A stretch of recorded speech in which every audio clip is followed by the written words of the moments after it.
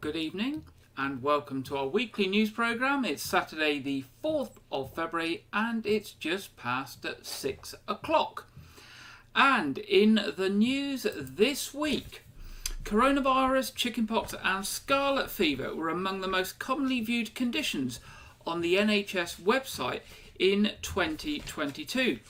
A 2022 top 10 list compiled by NHS Digital shows the most popular pages are related to coronavirus, with 16.3 million visits to advice on COVID-19 symptoms, testing and self-care, followed by 4.3 million clicks on long COVID.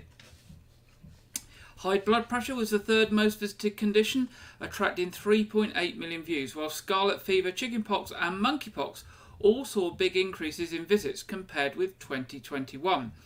Visits to the chickenpox page more than doubled in 2022 to become the fourth most visited condition, with 3.7 million visits against 1.7 million the previous year. Scarlet fever was the seventh most visited page with 3 million visits in 2022, 7 times the amount that it was in 2021. Now, looking at the top 5 then: coronavirus, long COVID, high blood pressure, chickenpox, attentive deficit hyperactivity disorder, ADHD there, coming in at number 5. Now, the NHS website, which is managed by NHS Digital, is the UK's biggest health website with an estimated 2.6 million visits a day in 2022 from people seeking information and advice.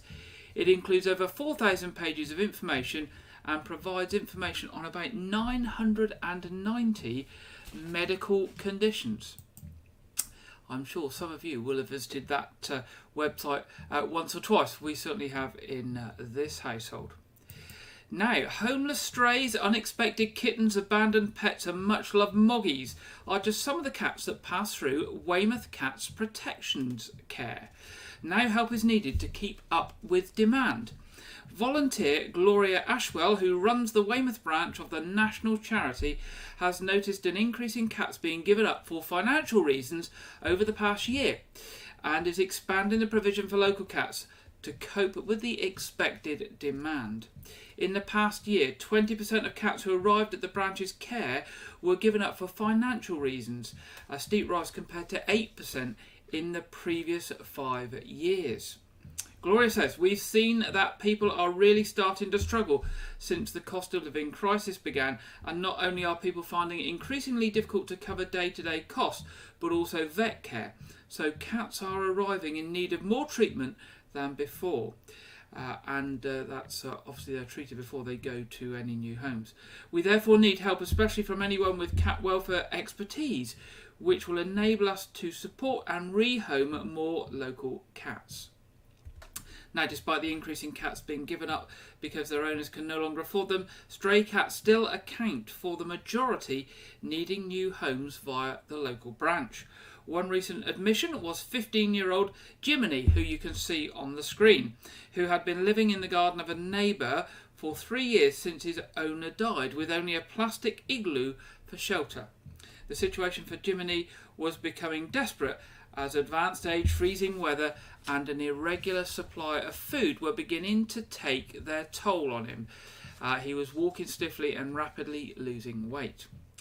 Now, to help more cats like Jiminy, Gloria is seeking volunteers to join her and her fellow branch members and is keen to hear from anyone with an interest in helping local felines.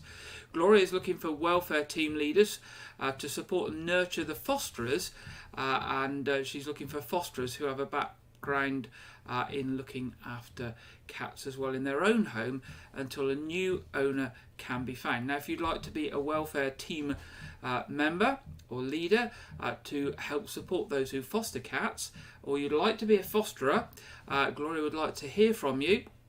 You can find out more about the branch and its work at www.cats.org.uk/West-Dorset, or you can give Gloria a call about those opportunities and helping her.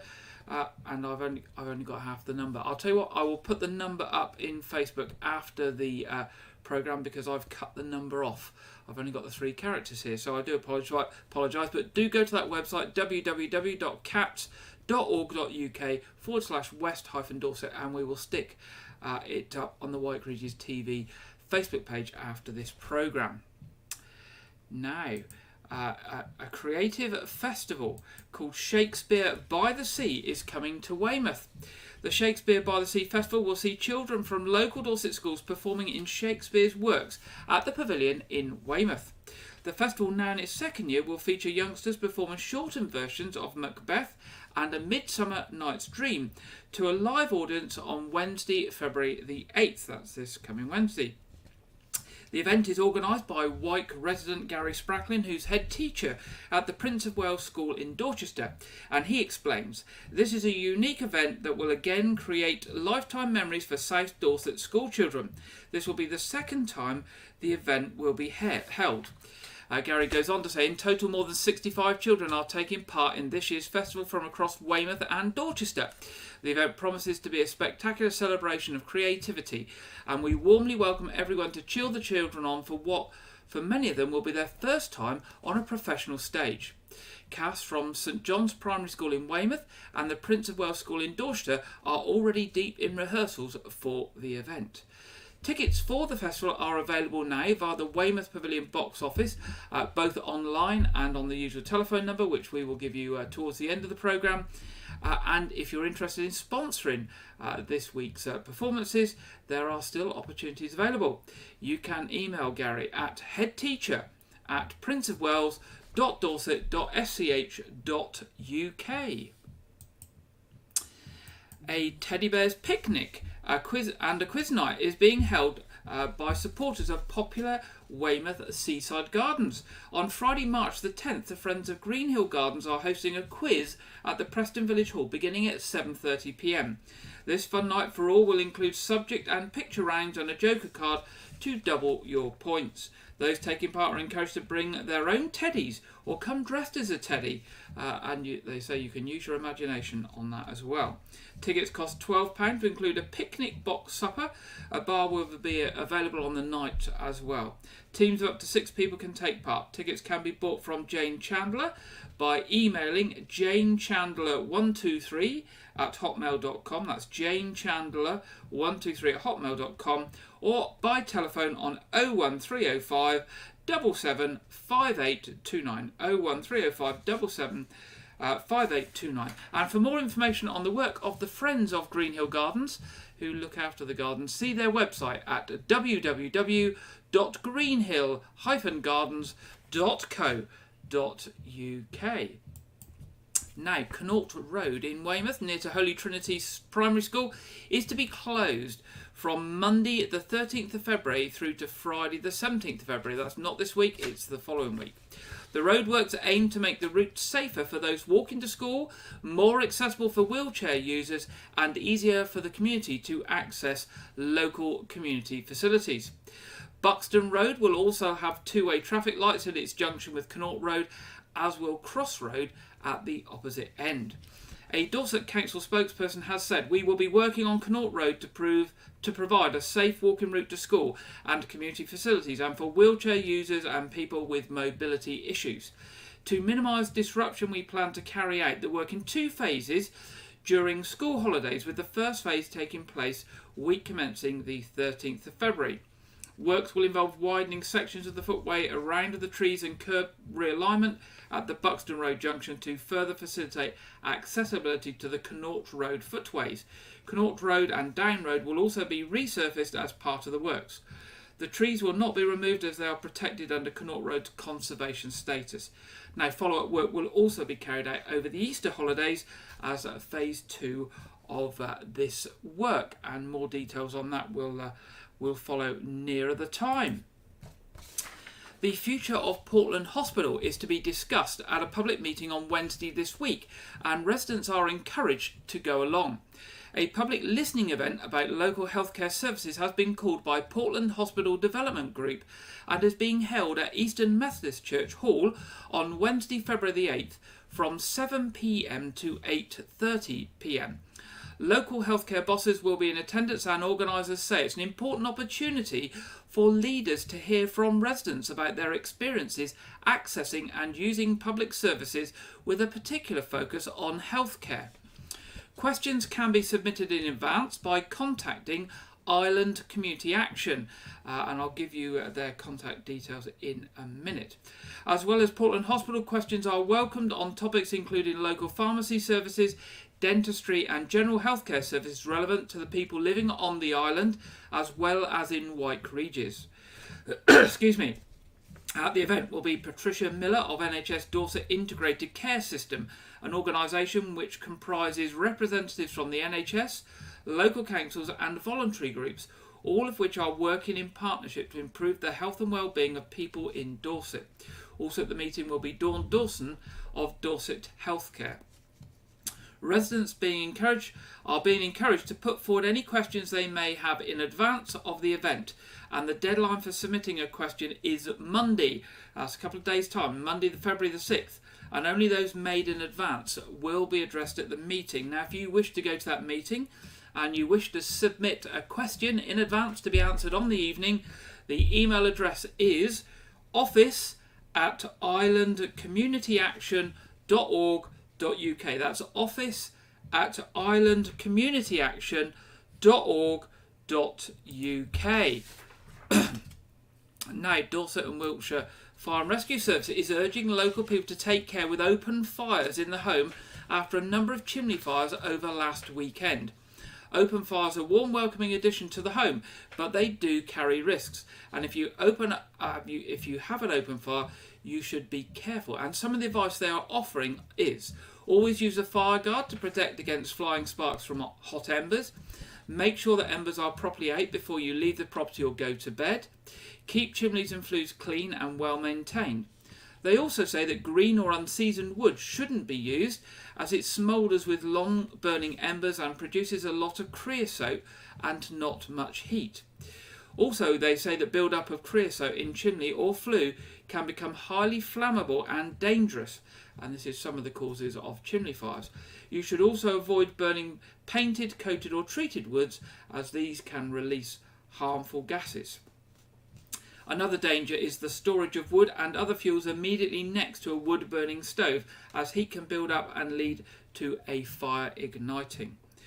Blocked or defective chimney flues could also carry the risk of carbon monoxide poisoning, so as well as getting chimney swept, people are encouraged to fit smoke alarms and carbon monoxide detectors in their homes. Now, if you need any further information on about keeping homes warm and safe this winter, you can go along to the Dorset and Wiltshire Fire and Rescue website at www.dwfire.org.uk/save-safe. That's www.dwfire.org.uk/save-safe. Now, Dorset's Suicide Prevention Group is launching a new campaign highlighting the wide range of mental health support available to children and young people in Dorset. A recent survey carried out by Dorset Youth found that over 40% of young people in Dorset either didn't know or weren't sure how to access mental health advice. To tackle this, Dorset Suicide Prevention Group is launching a new campaign for Children's Mental Health Week, which runs from this coming Monday, from the 6th to the 12th of February, highlighting the wide range of mental health support available to children and young people in Dorset. This includes a 24/7 crisis support, NHS services and support provided by local charities such as Dorset Mind and the Dorset Mental Health Forum. The new Are You OK campaign will use social media and digital channels to highlight the different ways young people can access mental health support via phone, text, online or in person, and promote a shareable graphic containing information on support which can be saved on a mobile phone. In addition, the campaign will signpost young people to Dorset Youth's new 0 to 25 Knowledge Hub, which includes information on a wide range of mental health and wellbeing support, searchable by age and area. Now, the link for that is www.dorsetyouth.com www.dorsetyouth.com/mental-health. Nice and easy to remember that one. www.dorsetyouth.com/mental-health. And if you want to find out more about the Are You OK campaign, the website for that is www.publichealthdorset.org.uk/RUOK. Just as it sounds, RUOK. That's good information there available to people who need that help. Now, the government set out on Thursday this week how it plans to roll out changes to the children's social care system in England, following a major independent review published last year, led by John McAllister alongside the Child Safeguarding Practice Review Panel into the tragic murders of Arthur Limbono Hughes and Star Hobson. And that led to the Competition and Markets Authority. That was led by the Competition and Markets Authority. Responding to the plan's adoption, UK Chief Executive Emily Firth said, "We welcome the principles in the plan, such as the focus on early support and investment in kinship and foster care in order to keep families together wherever we can. Investment in social care workforce is also very welcome, allowing social workers to spend more time with families. But there is a mountain to climb to ensure every child gets the love and support they need throughout childhood. There is an urgent need for more investment in children's social care, particularly given the impact of the global pandemic and the current cost of living crisis on children and families." Now, the plan commits £200 million to be spent on the reforms, which falls well short of the review's recommendation, which was £2 billion over the next 5 years, meaning many of the plan's ambitions will have to wait until the next round of government spending review. Now, Dorset's new Chief Constable has promised that she will not be ripping up existing policing plans and starting again. Amanda Pearson, who you can see there on the screen, who has lived in Ferndown for the past 12 years, has been confirmed by the county's police and crime panel for the top role in Dorset Police as Chief Constable, and this will see her switching from being temporary Assistant Commissioner with the Metropolitan Police to the new role in Dorset. She has worked for over 29 years in a number of forces, including tiny St Helena Island, and is the Chief Constable's national lead for stop and search operations, an area where Dorset's figures have in the past been recognised as in need of improvement, disproportionately stopping a high percentage of people from non-white backgrounds. She told the county's police and crime panel at a meeting in Dorset that she wanted to see no area in Dorset where people felt unsafe. She said, "A lot of hard work and passion has gone into developing a police and crime plan. There is a momentum across the force. There are good plans in place and good people in place committed to delivering them. I want to assure you I am not going to turn everything upside down and start again. It's the last thing the staff and the people of Dorset need. We're not in a crisis, we're in a good place with solid foundations," she said. Now, she will replace the current Chief Constable, Scott Chilton, in the role as he moves to Hampshire to take up the role of Chief Constable there.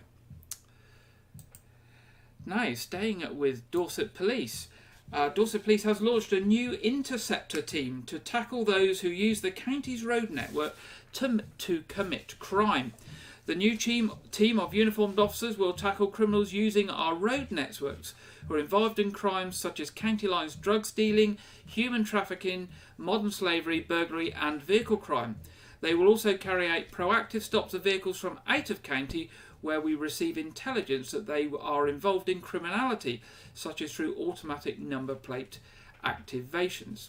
In addition, they will also target high-risk road users known as Operation Dragoon targets to ensure the roads are safe for all, complementing the work of our roads policing teams and well-known no-excuse initiatives.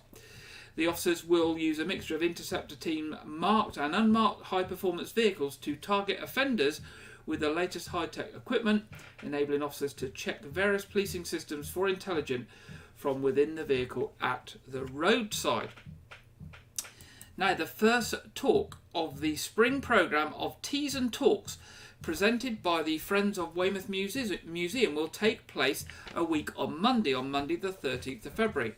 The talk will be held in Hope United Reformed Church at 8 Trinity Street in Weymouth. This talk will look at the life of Thomas Hardy, the many properties he owned at various times in this area, and his central role at the heart of the Protestant Revolution in Dorchester. Steve Fraser, who is the speaker, retired in 2015 as head of classics at the Thomas Hardy School and has written a number of papers on Hardy and the school, some of which have been published in the Proceedings of the Dorset Natural History and Archaeological Society. He's a keen cross-channel sailor. He has more recently published articles in French and English journals on the development of Cherbourg, its breakwater and military harbour. Now, tea and biscuits will be served from 2 p.m. and the talk will begin at 2:30 p.m. That's Monday the 13th of February. Tickets will be available on the door and are £2 for members and of the Friends of the Museum, and £3 for visitors. There we go. If you come with exact change, they will appreciate it, they say. So if you go with the exact money, that will be certainly appreciated on that event. And finally, a mum of 3 from Weymouth is gearing up to plunge 10,000 feet out of a plane to raise awareness of psoriasis. Amy Townsend, 32, from Weymouth, will take to the skies on March the 26th, with funds raised going towards the Psoriasis Association's future research. Amy has suffered with the skin condition which causes painful flaky patches of skin since 2017, and said the past 12 months have seen some of her worst flare-ups. Amy set out to raise £300 for the association, and she's already met her target and passed it well beyond. And with 2 months to go, she would now be very keen to increase her fundraising efforts. She said any funds raised would help future generations live more comfortably with the condition. Amy said, I've thought about doing a skydive for a while and I always seem to put it off. I thought if I do it for a charity, then there's no way I can back out, because then I'd be letting them down. And when it's for a good cause, that means a lot to you. Any money raised will help the association with their research go towards benefiting the future generations and helping them live with psoriasis. Now, if you want to find out more about Amy's skydive and you wish to donate, you can visit it at www.justgiving.com/fundraising/Amy-Townsend. In fact, if you just go to Google and you put in Just Giving and you put Amy Townsend in, I'm sure it will find Amy's Just Giving page for you if you'd like to help her with a donation. Well, that's the end of our headlines in tonight's programme. Now, turning on to other things, we often have items on our news from our emergency services. But have you ever wondered what it's like to make a 999 call, what you will be asked, and what information you will be expected to give? And once you've done that, what happens as a result of the information that you've given, and what happens with the staff behind the scenes? Well, Dorset and Wiltshire Fire and Rescue have released a very informative video that answers all those questions. So I thought it was really good and I would share it with you now. And so we're going to hear from Sarah Nell from Dorset and Wiltshire Fire and Rescue. When you make a 999 call, you'll get through to the BT operator first, and they'll ask you what service you require. So the choice is police, fire, ambulance, or the Coast Guard. If you don't say anything, you'll get automatically put through to the police, so you'll need to request the fire service if you want to come through to us. When you get through to fire control, they'll say fire service, and then the first thing they'll want to know is the address wherever the incident is. So make sure you don't give your home address if the incident is somewhere else, and then just really clearly say what is happening right now and why the fire service are required. You should call the fire service if there's a fire, any sign of smoke, any road traffic collisions, people stuck, life risk incidents involving water or animals, chemical incidents, or anything where you're unsure whether it's a fire service incident. You can always just call us and we can let you know whether it's us or someone else who should be attending. Before you make a 999 call, it's really important that you know where you are, because that's the main piece of information that we need, because we can mobilise on an address even if you're still telling us what's happening at the incident. So we really need a postcode or a road name or what 3 words. What 3 words is an app. If you don't have it downloaded already, we can send you a link via text message that you can click on your phone, but it's really useful if you've already got it downloaded and you've already had a play around with it so you know how it works. If you go on to what 3 words, it will show you a map. You can zoom in, there'll be a little person. You can put yourself exactly where you are, and it will give you 3 words, which are a 3 by 3 metre square of where you're standing. And you can pass us those 3 words, which will give us a location. So depending on what you're reporting, we could ask a range of questions. Once we've got the initial location, we'll want to know how many people are involved and what exactly is happening. So if it's a fire, we'll want to know where in the property the fire is or where outside, and how many people are around, whether anyone has been affected by whatever is happening, any chemicals or hazards that are involved, and the best access to the location. If you are panicking, we understand that people don't call 999 every day, so we are used to that, but it's really helpful if you speak slowly, because otherwise we're just going to have to get you to repeat. And especially with unusual road names or unusual words that you're saying, like chemical names, we're going to have to ask you to spell them out for us. So it's really good if you're listening to our questions and you are answering the questions that we're asking you, rather than rambling on just because you're very nervous. When you've given us all of the information, we'll repeat the address to you just to make sure we've got the right place. The fire service will already be on the way, and you can give us any extra information that you want us to pass to the crews when they're en route, so we can pass that extra information via the radio. If we have the ability to stay on the line, we can stay on the line and speak to you and help you to remain calm and give you some additional advice until the fire service arrive. If it's a fire, the information that we would be giving you would be things like to get near a window, to shut doors on the way away from the fire, get yourself and everyone in the house in a room the furthest away, maybe hang something colourful out of the window so that the crews can see where you are, and to get down low on the ground. If it's an on-call station, they're out of the door within 5 minutes, so when they get their alerter and their pager goes off, they leave wherever they are, their house or their place of work, and they're leaving in the fire engine within 5 minutes. If they are a whole-time station where they work every day, then they'll be out of the door within 2 minutes. While we're waiting for the fire engine to arrive, we would usually advise that the caller stay well back from whatever the incident is, but it does depend. So if there are casualties, they might be able to give us casualty information. So that is helpful to us to then tell the ambulance how many people are involved and what's wrong with them. So if they can stand somewhere really visible for when the fire engine arrives, that could potentially be at the roadside or near a gate or an entrance to a property, and flag the crews down so that they know that's the entrance they need to come in using, and then show the crew where the incident is and explain what's happened, and then the crew will take over.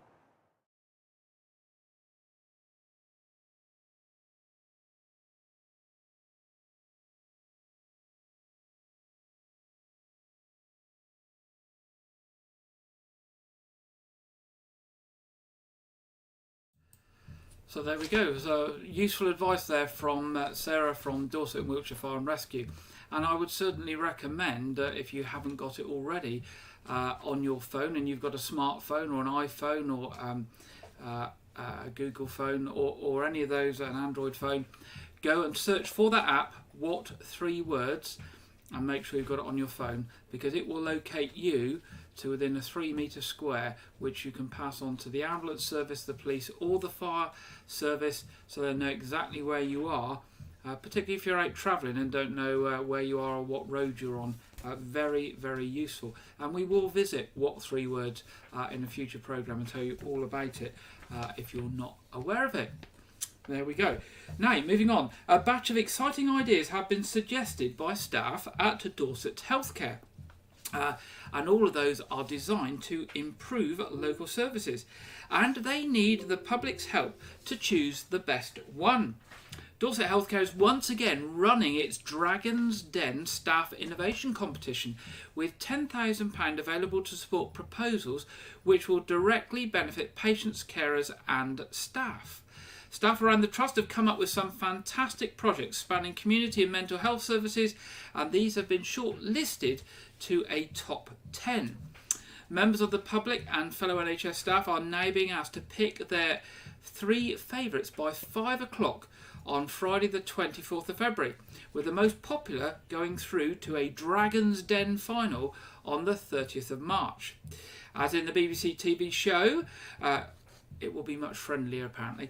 The finalists will explain their plans in more detail and pitch for cash to make it a reality. The 2022 competition, which attracted more than 1,300 votes, proved to be a bumper one for those entries which reached the final. Along with 2 outright winners, a further 7 projects were provided with additional development funding, bringing the final grant up to almost £25,000.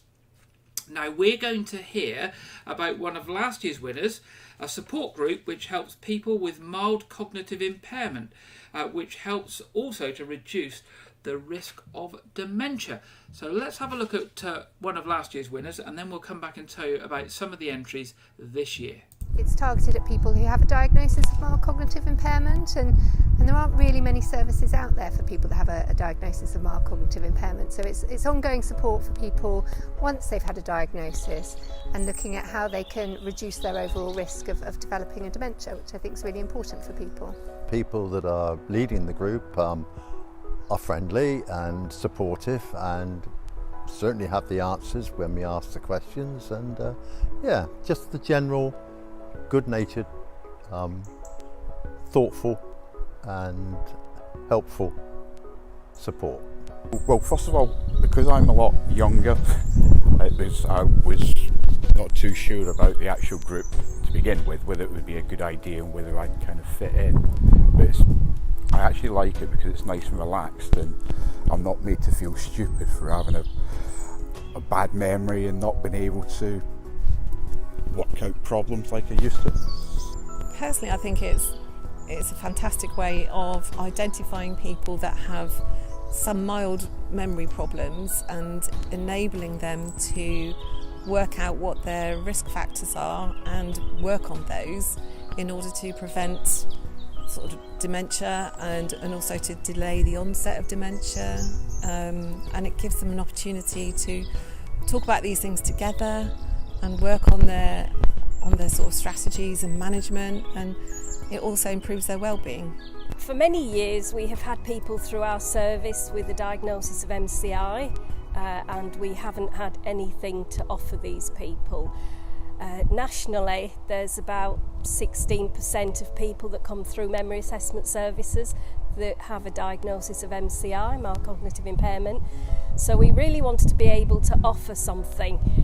People care about people like us, and they're trying their best to find ways to make it easier and better for us to be able to cope with the problems that it raises. Looked at what was around nationally, what other services were doing, and took the best of that. Also we've got a wide clinical experience within the team, so we used that as well. What do people need, what's necessary, what can we offer? I probably feel a little bit more confident now to go back into a social environment and actually be able to, just be a human being again, and not worry about the other bits and pieces that go along with it. We are still in a time where people are very anxious about COVID, so I'm really delighted that we've been able to offer a group in Poole, Bournemouth, Weymouth and now Wareham. We will have another group starting in Poole in November, so I think that's a huge achievement. The whole group is set up over a number of weeks to look at those factors that people can have an influence on in reducing their risk of dementia.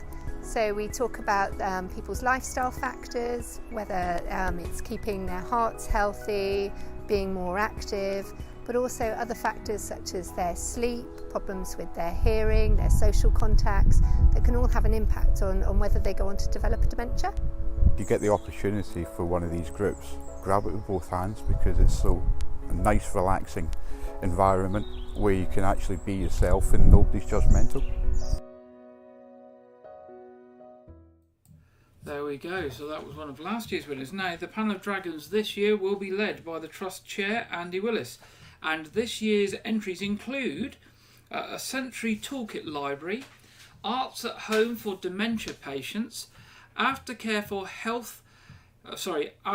Healthy Legs for those with leg ulcers, a Stammering Support Initiative, and a yoga clinic, and 5 more besides. Now you can find out about all the entries, have a read about them, and place your votes by going to www.dorsethealthcare.nhs.uk/dragons-den. And I popped along there this afternoon. I read up on all of the the team's entries, and I've placed my 3 votes, and I suggest you do that as well, and I know the teams will very much support your interest in their ideas. Okay, it's now that time in the programme where we go over to our regular contributor Andrew Wright for this week's film review and preview. Welcome to Wyke Regis TV film review and preview. I'm Andrew Wright. This week, Black Panther: Wakanda Forever was released on Disney Plus in IMAX Enhanced and original theatrical widescreen. For those who don't know, Black Panther: Wakanda Forever is the sequel to the multi-Oscar nominated 2018 MCU film and takes place in the wake of actor Chadwick Boseman's death and the death of his character T'Challa.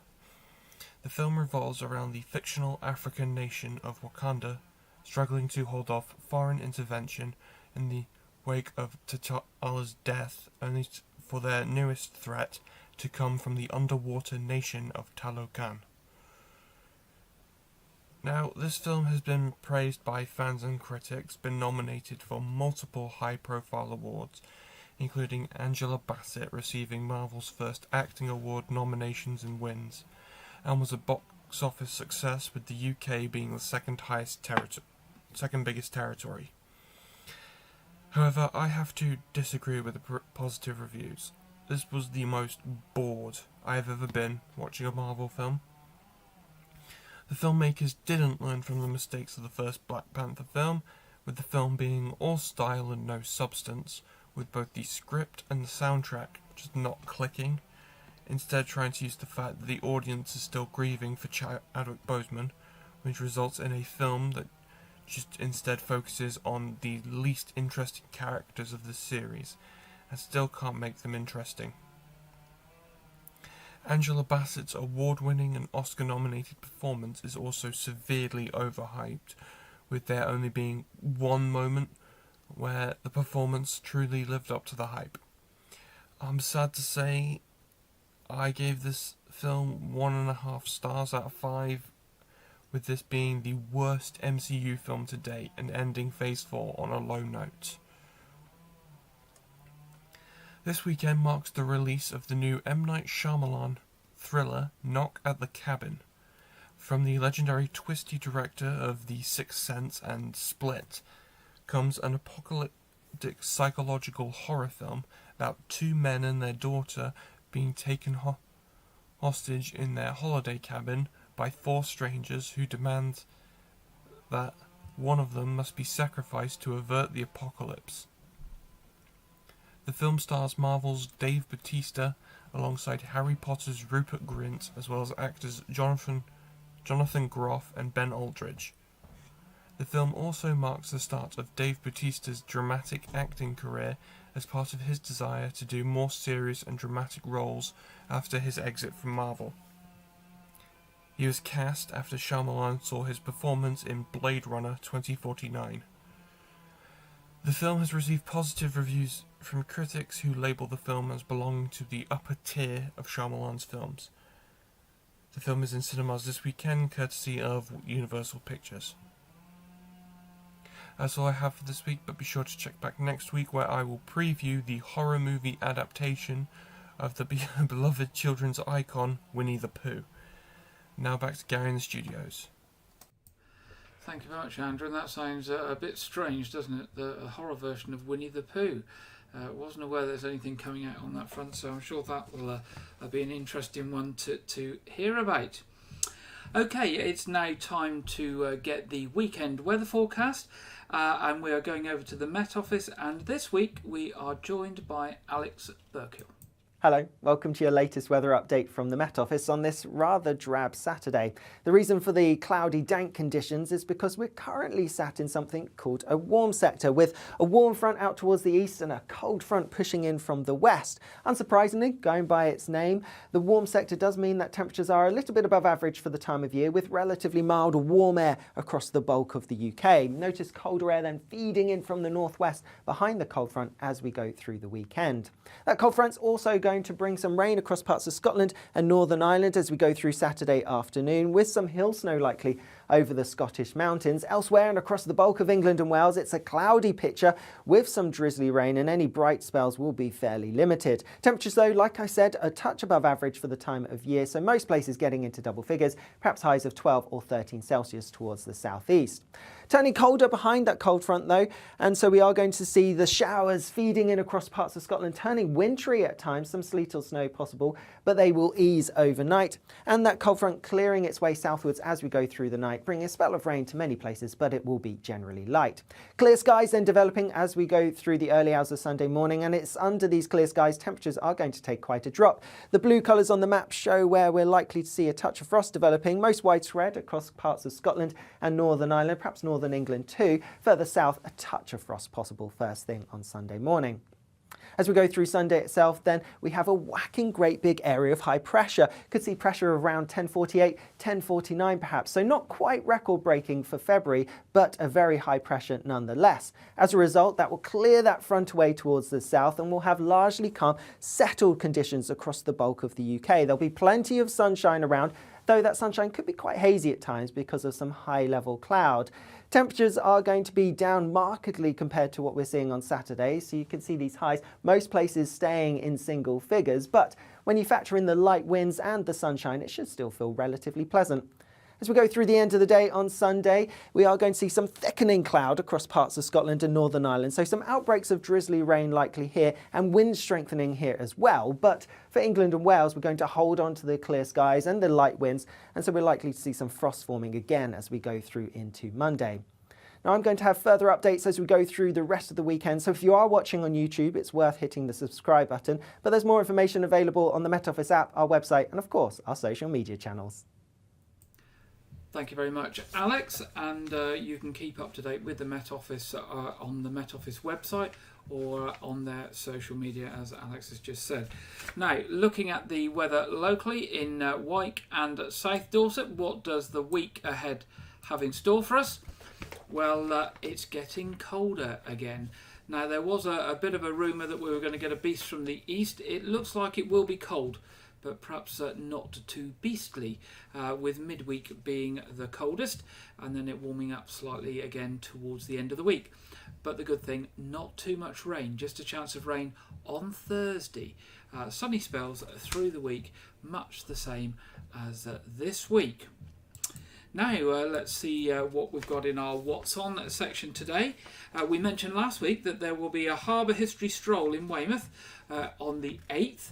At 10:30, led by Steve Wallace, Senior Archaeologist from Dorset Council. And if you want to book tickets on that, they're available on Eventbrite. So if you go onto Google and search for Eventbrite Dorset History Walk, Weymouth Harbour, you will find details of how to book that. Now, at Weymouth Pavilion this week, we mentioned Shakespeare by the Sea Festival earlier on in the programme. That's on the 8th. 10th of February, the music of Lionel Richie. 16th of February, Spirit of the Dance. 17th of February, Rave On, that music of the 50s and 60s. 19th of February, Sunday night with comedian Rosie Jones. 25th of February, the UK Pink Floyd Experience.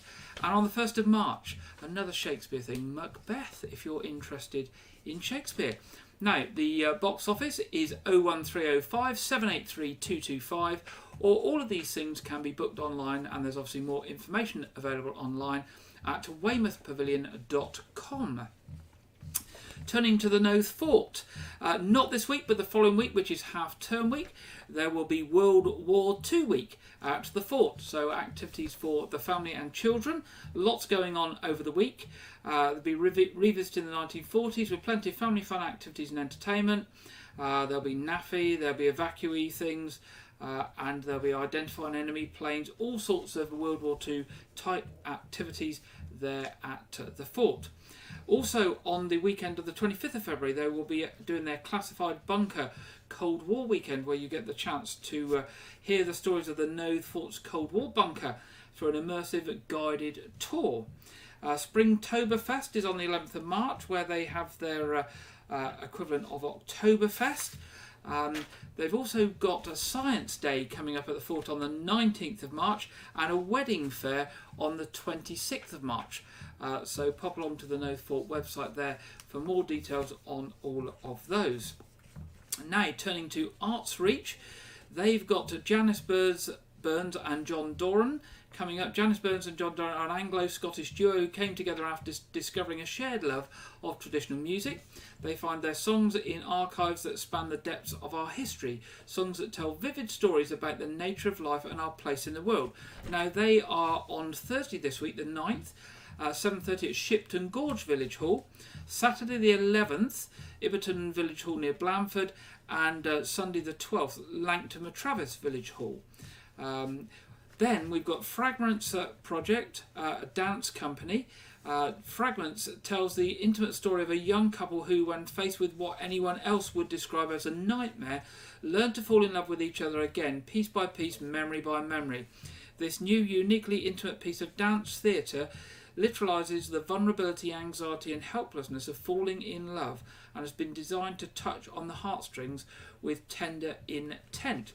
Now, that's on Friday the 10th of February at Holstock Village Hall, Yeovil, and Saturday the 11th of February at Martinstown Village Hall.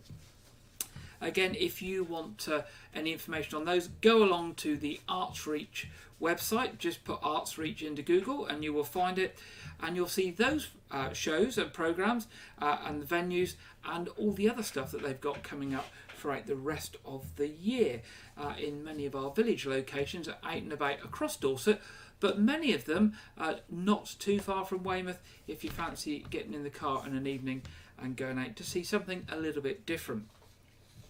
Now, the Men's Shed we mentioned last week, it's calling for new members. It meets every Saturday from 9 a.m. to 1 p.m. Where they conduct group and individual craft projects. If you want more information on that, it's 07710 893 837. And advance notice, we mentioned this last week as well, the new Weymouth Cider Festival, which will be held on the 28th and 29th of April at Weymouth Pavilion. Church services in Wyke tomorrow are a 9:45 cafe church service at All Saints Church, and an 11 a.m. service at St Edmund's Church. There is no 8 o'clock service tomorrow at All Saints Church. Now, turning to our other programmes tonight, in a short while, in sort of 40 minutes, will be our Saturday evening quiz. The quiz starts promptly at 7:30, but the stream will be up before that, so you can find it. Everybody is welcome to that. Excuse me, got a bit of a frog in the throat. Also, Clive Gray, who does a year gardening, has released a February issue, hot off the press. That goes out on Sunday at 4 p.m. and is repeated Friday at 7 p.m. So that's a year gardening with Clive Gray, Sunday at 4 p.m, repeated Friday at 7 p.m, with lots of Clive's plans for the coming year. He'll be sharing with you in his February programme. Moving to traffic and travel, nothing to mention on the railways, although I would say with the current situation with railways and travel, please do check before you travel. But there are some significant roadworks underway in the area, as you may already be aware. The junction of Lane Outs, Rocks Road and Fremantle Road, the roadworks started there this week, and they will be 14 weeks in duration, so got quite a long time to go. There were some initial problems with those this week. It seems to have settled down a little bit. Also, roadworks on Buxton Road, and to give you advance notice, the following week, half-term week, Crossroads in Weymouth will be shut, and there's significant works going on there, as we mentioned earlier in the programme, so there won't even be a cut-through there as well. Also works this week in Radipole Lane and Shrubbery Lane, to do with fibre being installed for telecoms. The works at Morrison's on the Dorset Road continue as well. So quite a bit of disruption around on some of our major routes this week. Well, that brings us towards the end of this evening's programme.